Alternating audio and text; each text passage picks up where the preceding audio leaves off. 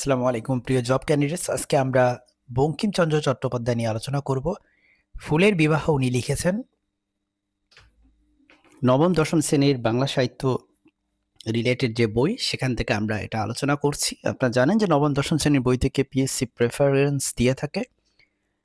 বঙ্কিমচন্দ্র চট্টোপাধ্যায় ২৬শে জুন ১৮৩৮ সালে পশ্চিমবঙ্গের ২৪ পরগনা জেলার অন্তর্গত কাঁঠালপাড়া গ্রামে জন্মগ্রহণ করেন।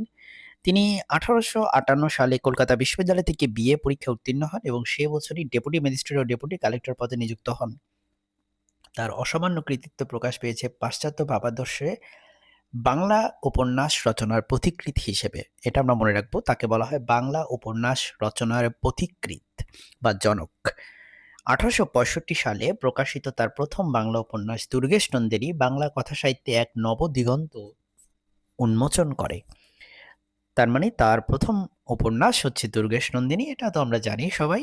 এবং এটা কিন্তু ১৮৬৫-তে প্রকাশিত হয়েছে, যেটা অনেক বেশি ইম্পর্টেন্ট। প্রবলি একবার বিসিএস আসছেও এটা।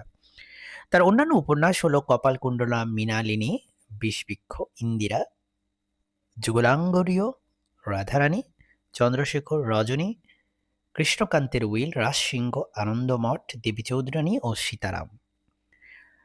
দেখেন, সীতার বনবাস লিখছে হচ্ছে ঈশ্বরচন্দ্র বিদ্যাসাগর, আর সীতারাম লিখছে হচ্ছে বঙ্কিমচন্দ্র চট্টোপাধ্যায়। খুব কনফিউজিং দুইটাই। প্রবন্ধ সাহিত্য বঙ্কিমচন্দ্র কৃতিত্ব দেখিয়েছেন কমলাকান্তের দপ্তর, লোকরহস্য, কৃষ্ণচরিত্র ইত্যাদি তার উল্লেখযোগ্য প্রবন্ধ গ্রন্থ।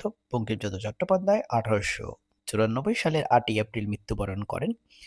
আমরা একটু মনে করি এখানে কাঁঠালপাড়া গ্রাম, এটা খুব ইম্পর্টেন্ট। আর হচ্ছে তিনি বাংলা উপন্যাস রচনার জনক বা পথিকৃৎ। ১৮৬৫ সালে তার দুর্গেশ নন্দিনী উপন্যাসটি প্রকাশিত হয় এবং এটি বাংলা সাহিত্যের প্রথম সার্থক উপন্যাস। তার অন্যান্য উপন্যাসগুলো হলো কপালকুণ্ডলা, মৃণালিনী, বিষবৃক্ষ, ইন্দিরা, যুগলাঙ্গরীয়, রাধারানী, চন্দ্রশেখর, রজনী, কৃষ্ণকান্তের উইল, রাজসিংহ, আনন্দমঠ, দেবী চৌধুরানী ও সীতারাম।